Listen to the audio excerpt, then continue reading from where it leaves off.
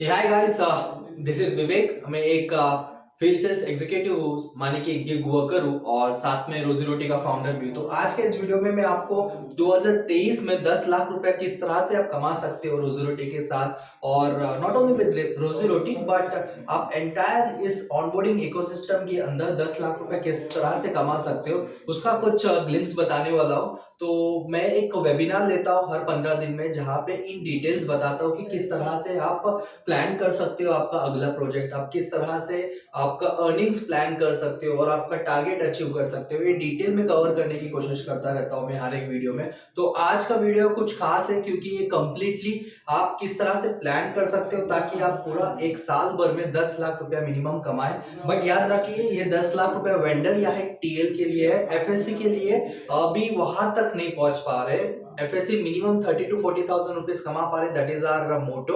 और जो भी टीएल है और वेंडर है जो इस गिग इकोनॉमी में काम कर रहे हैं, इस मर्चेंट ऑनबोर्डिंग प्रोजेक्ट्स में काम कर रहे हैं, वो मिनिमम 10 लाख रुपया किस तरह से कमाए, वो मैं ज्यादा से ज्यादा कोशिश करूंगा आपको इन डिटेल में एक्सप्लेन करने के लिए। ठीक है, तो मेरे सामने एक पीपीटी है, मैं एक्चुअली इस पीपीटी को वेबिनार के थ्रू शेयर करके एक्सप्लेन करता हूँ। तो अगला वेबिनार 30 तारीख को रहेगा, नहीं, अगला वेबिनार 15 तारीख को रहेगा। तो हर 15 तारीख और 30 तारीख को वेबिनार कंडक्ट किया जाता है। तो इस बार 16 जनवरी को रखा है वेबिनार शाम को 4 बजे।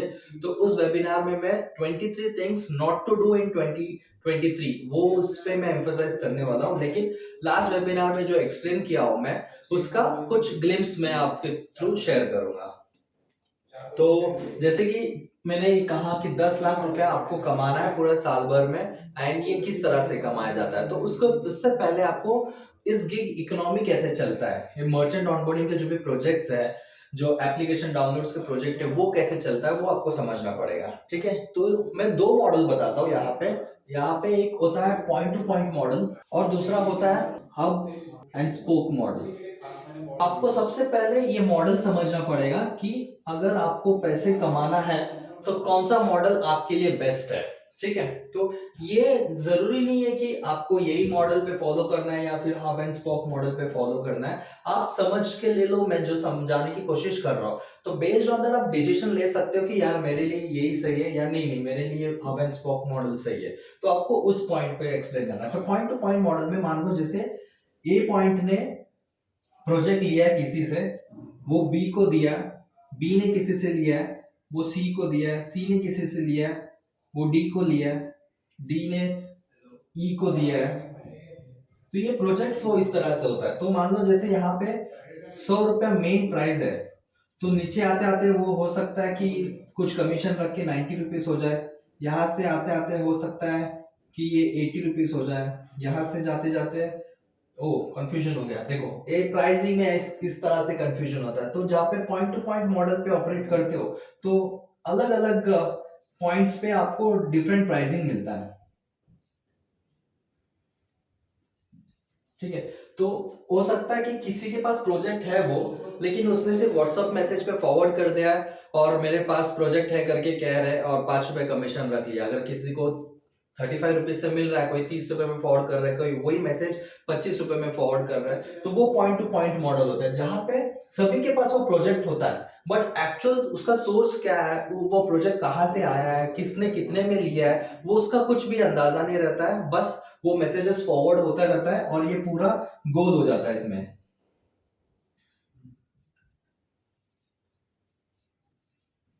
तो इस तरह से जो एफएससी नीचे लेवल तक काम कर रहा है, तो अगर 100 रुपए मेन आ रहा है तो उसको 20 रुपीज पहुंचता है इस मॉडल में।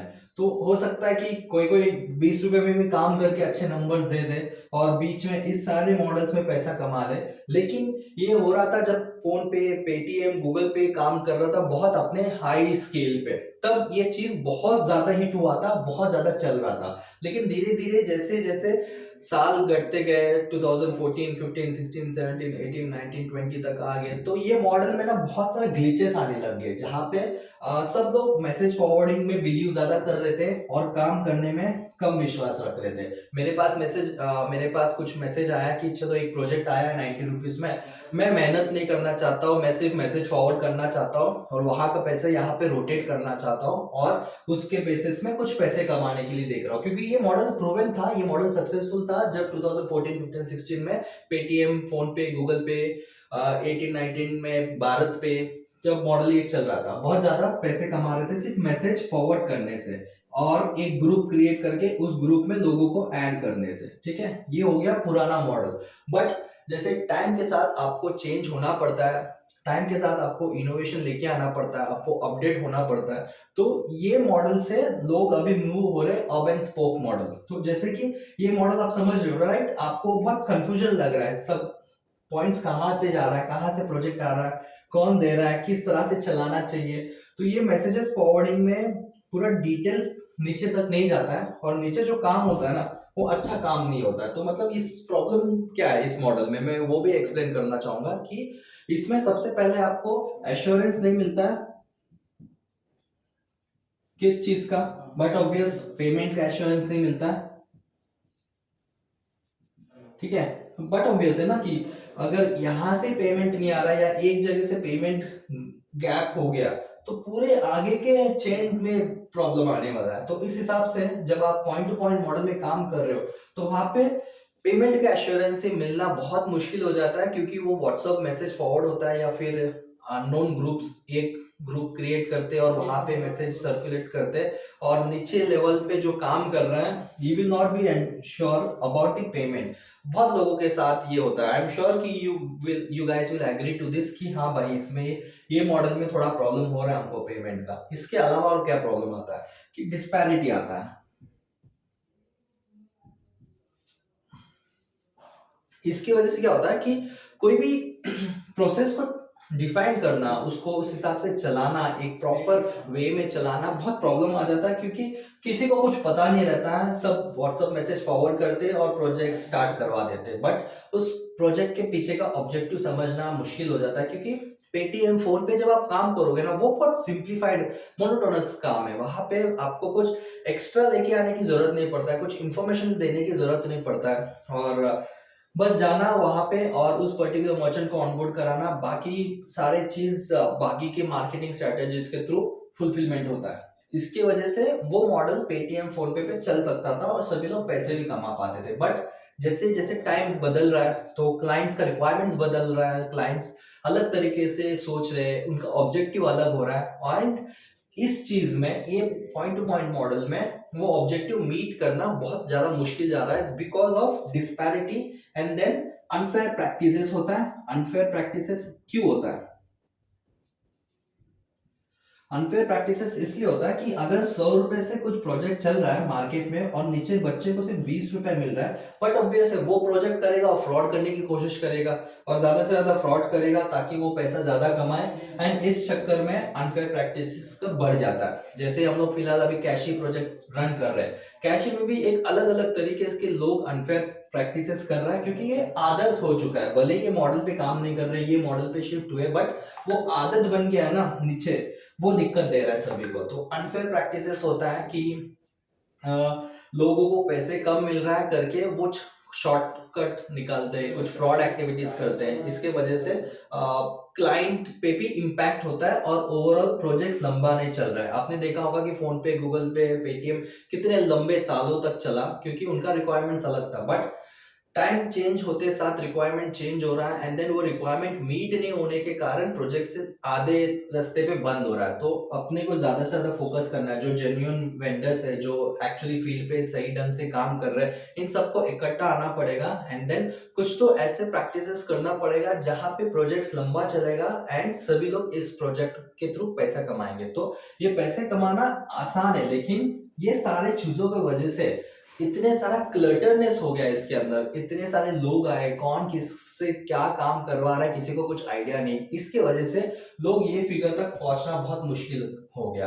तो पहले जब आप किसी से पूछते थे 3 साल 4 साल पहले, तो आराम से महीने का 1-2 लाख रुपए निकाल पाते थे थ्रू ऑनबोर्डिंग प्रोजेक्ट्स। बट आज के तारीख में 10-20-30 हज़ार रुपए भी निकालना मुश्किल हो गया। बट अपने को ये प्रैक्टिसेस थोड़ा कम करना पड़ेगा ताकि we will be getting back to track और अपना पैसे कमाने का रूटीन वापस से स्टार्ट हो जाए।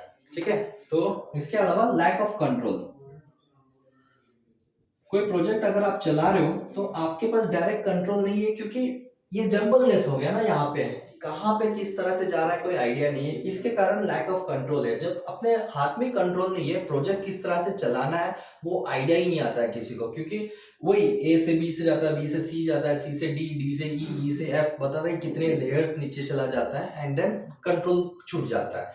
तो इसके वजह से अनफेयर प्रैक्टिसेस होता है, डिस्पैरिटी की वजह से लैक ऑफ कंट्रोल आता है। तो बहुत सारी चीज एक दूसरे पे डिपेंडेंट है। इसके वजह से अपने को ये मॉडल फिलहाल से थोड़ा दूर जाना पड़ेगा। अगर आपके पास कुछ मैसेजेस आ गए और आपको पता चला कि भाई वो पॉइंट टू पॉइंट मॉडल पे काम कर रहा है, तो it's better to stay away from it. मैं 100% ये नहीं कह रहा हूँ कि मत ही करो प्रोजेक्ट, इट डिपेंड्स। बट कहीं ना कहीं based on this last 2 years of experience, I'm sharing a strong point of view, जहां पे मुझे ऐसा लगता है कि अगर आपको सोर्स पता करने की जरूरत नहीं है, जो बंदे से प्रोजेक्ट ले रहे हो वो भरोसेमंद है कि नहीं, वो फेस वैल्यू से जानती कि नहीं, वो उस पे ज्यादा आपको भरोसा रखना पड़ेगा, ना कि सिर्फ फॉरवर्ड मैसेजेस। आज चलो ठीक है, फोन पे बात कर लिए, एक्सचेंज कर लिए, काम कर लिए एंड देन पैसे आए नहीं क्योंकि लोगों ने फ्रॉड किया या फिर क्वालिटी आया नहीं है। तो बहुत सारी चीज एक दूसरे पे डिपेंडेंट है एंड देन इसके वजह से इन सारों चीजों की वजह से पुअर आउटकम आता है।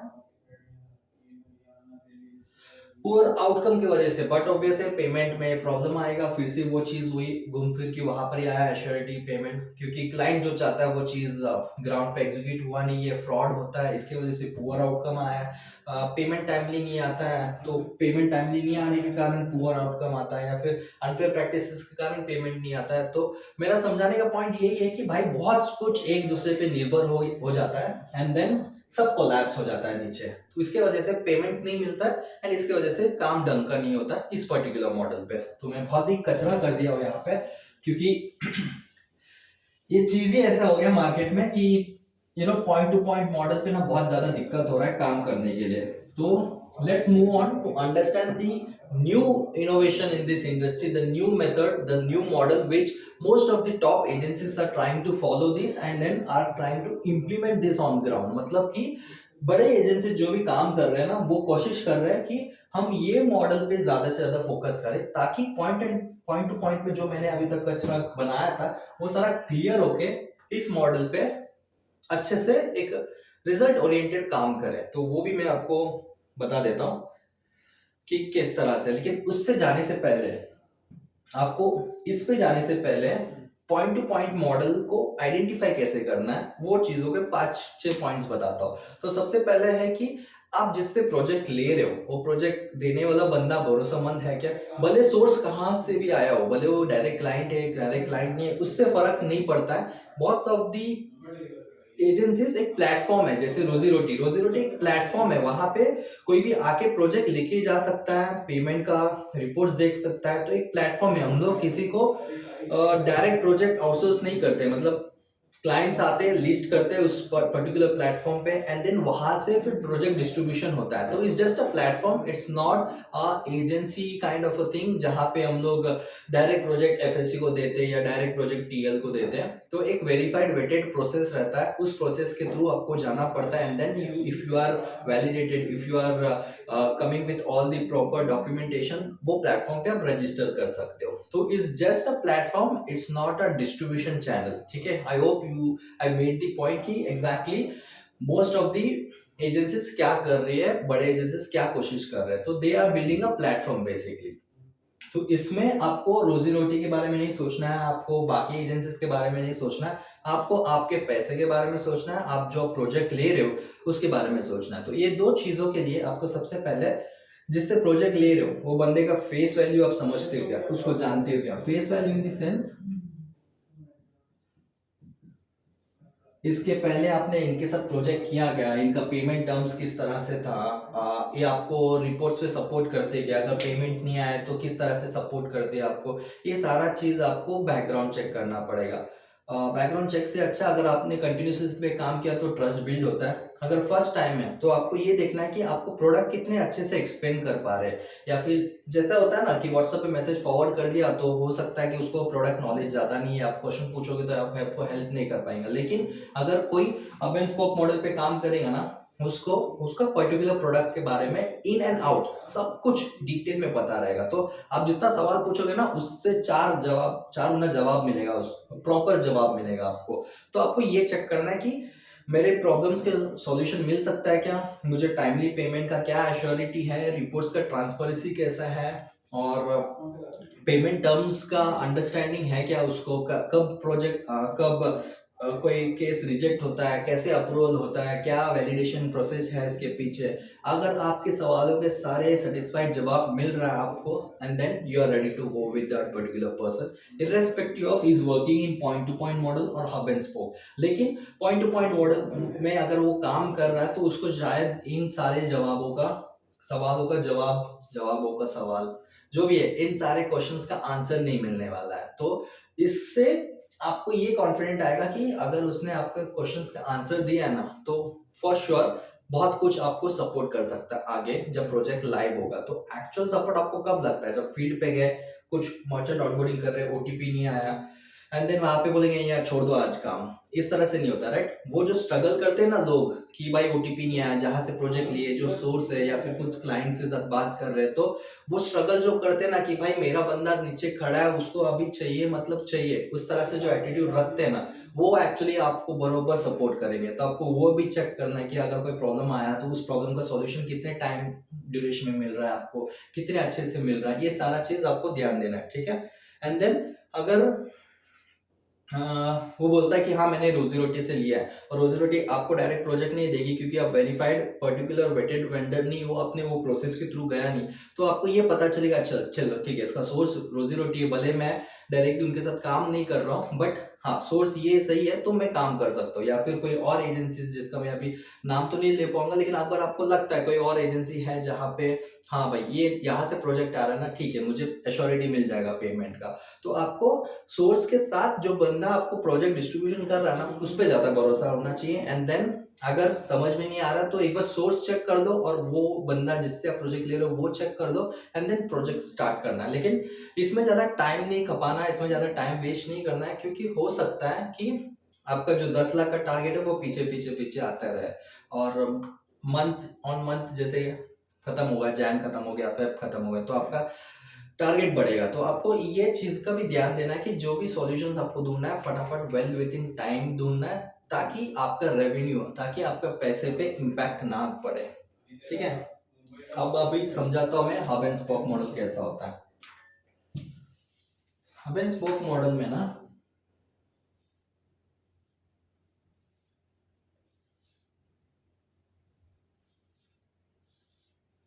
तो मान लो जैसे ये प्लेटफॉर्म है, यहाँ पे प्रोजेक्ट लिस्टेड होते हैं,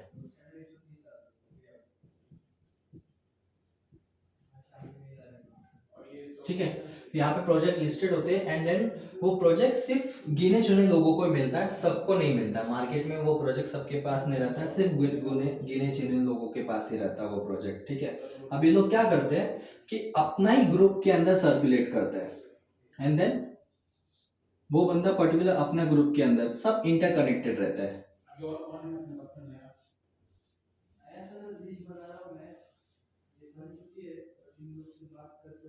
मतलब अगर ये पोजीशन पे कुछ गड़बड़ हो गया, तुरंत ये इन सारी चीजों को समझ, इन सारे लोगों को समझ में आता है कि भाई यहाँ पे गड़बड़ हुआ है करके, तुरंत ये या तो कट ऑफ कर सकते हैं या तो इसको रीस्ट्रक्चर करके उसको बता सकते हैं कि भाई तू फ्रॉड कर रहा है, तू काम कर रहा है, क्योंकि यहाँ पे सिस्टमेटिक अप्रोच होता है पूरा, ठीक है।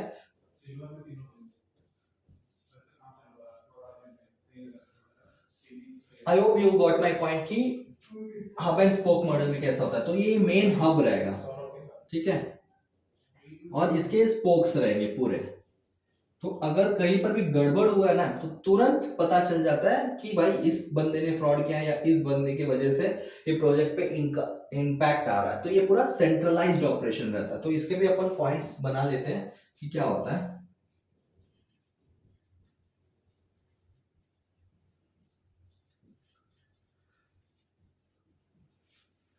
तो बेसिकली पूरा सेंट्रलाइज्ड ऑपरेशन होता है, क्योंकि इसके अंदर अगर एक यहाँ पे लिस्टेड एक प्लेटफॉर्म है, यहाँ से प्रोजेक्ट छूट रहा है, सभी को मिल रहा है, तो सभी को मिलने के लिए क्वालिफाई करना पड़ता है। यहाँ पे अगर क्वालिफाइड हुआ तो ही प्रोजेक्ट आउटसोर्स होता है, क्वालिफाइड नहीं हुआ तो प्रोजेक्ट उस पर्टिकुलर बंदे को यहाँ से इधर पहुंचने में बहुत टाइम लग जाता है। ठीक है, तो ये बंदा डायरेक्टली मैसेज फॉरवर्ड करके इधर जुड़ नहीं सकता है। यहाँ पे जुड़ने के लिए पर्टिकुलर प्रोसेस के थ्रू जाना पड़ता है एंड देन वहां पे वेरिफिकेशन होता है एंड देन प्रोजेक्ट आउटसोर्स होता है। किसी को भी मुंह उठा के प्रोजेक्ट देते नहीं है इस पर्टिकुलर मॉडल में। तो आपको ये देखना है कि आप कौन से मॉडल के अंदर फिट हो रहे हैं, आपको पॉइंट टू पॉइंट पसंद आ रहा है या हब एंड स्पोक पसंद आ रहा है, and then based on this आप डिसीजन ले सकते हो। सेंट्रलाइज्ड ऑपरेशन है यहाँ पे एंड देन तो इसका सेंट्रलाइज्ड ऑपरेशन होता है। सेंट्रलाइज्ड ऑपरेशन के अलावा इसमें आउटकम ओरिएंटेड अप्रोच रहता है। आउटकम ओरिएंटेड इसलिए क्योंकि अगर कोई ब्लॉक में प्रॉब्लम आ गया तो उस पर्टिकुलर ब्लॉक को रिप्लेस कर सकते हैं तुरंत, एंड देन जो भी क्लाइंट का ऑब्जेक्टिव है ना, वो ऑब्जेक्टिव ड्राइव कर सकते हैं through this outcome oriented approach. तो इसके अंदर अप्रोच बहुत सिंप्लीफाइड रहता है, डिस्ट्रीब्यूशन बहुत सिंप्लीफाइड रहता है, एंड देन पेमेंट्स का भी कोई टेंशन नहीं रहता है, क्योंकि we know the source, we know the platform कहाँ से आ रहा है उसको और किसके पास अथॉरिटी है उस पर काम करने के लिए, एंड देन उसके सब ऑथोराइज्ड किसके पास है। तो it's a process where the entire gig economy is combined in a hub and spoke model, जहाँ पे अगर कोई लखनऊ में काम कर रहा है तो लखनऊ के आसपास में ही कोई आपको प्रोजेक्ट देगा, या फिर हो सकता है कि लखनऊ में नहीं, वो बंदा हो सकता है वो बंदा कानपुर में है, हो सकता है वो बंदा दिल्ली में है, लेकिन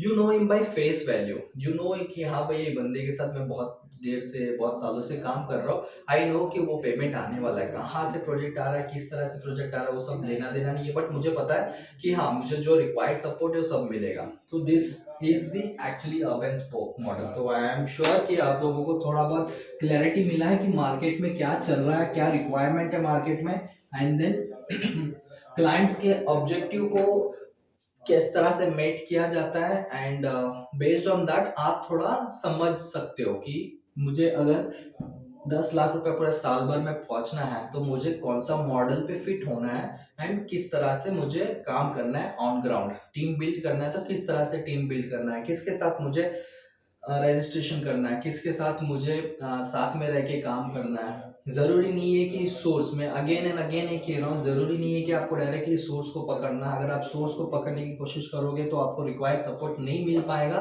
क्योंकि सेंट्रलाइज्ड ऑपरेशन में 100% रिसोर्सेस नहीं होते जहां पे आपको सपोर्ट कर सकते हैं। तो इसकी वजह से वो hub and spoke model create करते हैं, जहां पे अगर आपको कुछ दिक्कत आए तो आपके पर्टिकुलर आपका नियरेस्ट हब वाला आपको सपोर्ट करे, आपको हेल्प करे, और आपका पेमेंट्स, आपका रिपोर्ट, सब कुछ आपको एक्सेसिबल करे। तो उस हिसाब से आपको बहुत पर्सनलाइज सर्विसेज मिलता है इसके अंदर। अगर आप डायरेक्टली सोर्स पे कूदोगे कि जहां से प्रोजेक्ट मिल रहा है, जिसने प्रोजेक्ट लिया वहां पे पता करूंगा, तो आपका टाइम वेस्ट होगा, आपका एनर्जी वेस्ट होगा, आपको पैसे नहीं मिलेंगे, आपका जो भी रिक्वायर्ड आउटकम है वो नहीं कर पाओगे, तो बहुत कुछ मिसिंग रहेगा। तो माय सिंसियर रिक्वेस्ट इज आप सोर्स के पीछे ना भागो, आप फेस वैल्यू के पीछे भागो, या आपके नियरेस्ट हब के पीछे भागो, जहाँ पे वो आपको सपोर्ट करेंगे, आपको हेल्प करेंगे, और आपका जो पैसा है वो निकलवा के देंगे। तो उनका एक्सपर्टीज वो रहता है, और जो सेंट्रलाइज्ड प्रोसेस ऑपरेशंस रहता है उनका एक्सपर्टीज सिर्फ नए प्रोजेक्ट्स लेके आना रहता है और प्लेटफॉर्म पे लिस्ट करना रहता है। तो I hope you understood the difference between point to point model and hub and spoke. ये वीडियो बहुत लंबा होता जाएगा, इसलिए मैं यहाँ पे ही रोकूंगा। आई रिक्वेस्ट कि अगर आपको बहुत जानना है इन सब के बारे में, कैसे इंडस्ट्री में काम होता है, किस तरह से मैं पैसा कमा सकता हूँ, किस तरह से मैं अच्छे से प्रोसेस ओरिएंटेड अप्रोच कर सकता हूँ, तो आप वेबिनार ज्वाइन करते रहिए रोजी रोटी का, जहाँ पे आपको इन्फॉर्मेशन दिया जाएगा क्या करना है, किस तरह से करना है, और कंटिन्यूसली सपोर्ट भी दिया जाएगा। तो I hope you got most of the point clear कि आपको कौन से मॉडल पे काम करना है। अगर आपके पास कोई पॉइंट टू पॉइंट मॉडल आ रहा है तो उसको क्या क्वेश्चंस पूछना है, अगर हब एंड स्पोक मॉडल पे आ रहा है तो उसको किस तरह से ऑपरेशंस इंटीग्रेट करना है, आपको उस तरह को उसको किस तरह से क्वेश्चंस पूछना है, और आपको जो मॉडल सही लग रहा है आप उस पर फिट हो सकते हो। जरूरी नहीं है कि पॉइंट टू पॉइंट अभी नहीं चल रहा है, बट इसका ज्यादा डिमांड है, हब एंड स्पोक का ज्यादा डिमांड है, तो आप उस हिसाब से प्लान कर सकते हो। तो और भी बहुत कुछ बताया हूँ मैं अपने वेबिनार में, तो आई रिक्वेस्ट कि आप लाइव वेबिनार में ज्वाइन करो। मेरा नेक्स्ट वेबिनार 16 जनवरी शाम को 4 बजे है, जहां पे मैं कंप्लीट डिटेल्स में 23 things not to do in 2023 इस पे ज्यादा फोकस करूंगा। प्लस इसका सेकेंड पार्ट भी बनाऊंगा जहां पे आपको आगे की बातें बताऊंगा कि आप 10 लाख रुपया कमाने के लिए क्या करना है, क्या नहीं करना है, कैसे करना है, किस तरह से प्लान करना है। तो keep watching the second part of this, जहां पे और इन डिटेल्स पे कवर होता रहेगा। Thank you.